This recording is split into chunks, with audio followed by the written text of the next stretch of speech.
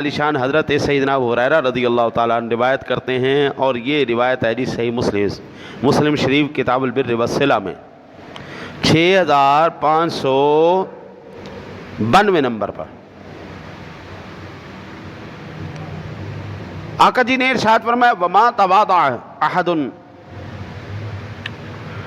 اللہ الا رفعہ اللہ، جس نے اللہ تعالیٰ کی رضا کے لیے عاجزی، تواضع، انکساری اختیار کی، اللہ تعالیٰ اس کو بلند کر دیتا ہے۔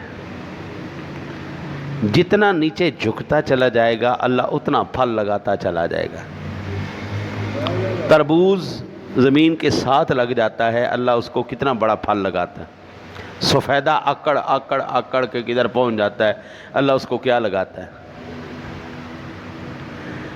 حضرت سیدنا قتادہ رضی اللہ تعالی عنہ سے روایت ہے، میرے آقا نبی اکرم صلی اللہ علیہ وسلم نے ارشاد فرمایا وَإِنَّ اللَّهَ أَوْحَى إِلَيَّ أَن تَوَاضَعُوا حَتَّى لَا يَفْخَرَ أَحَدٌ عَلَى أَحَدٍ وَلَا يَبْغِي أَحَدٌ عَلَى أَحَدٍ۔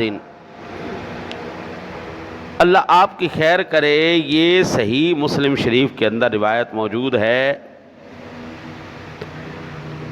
اور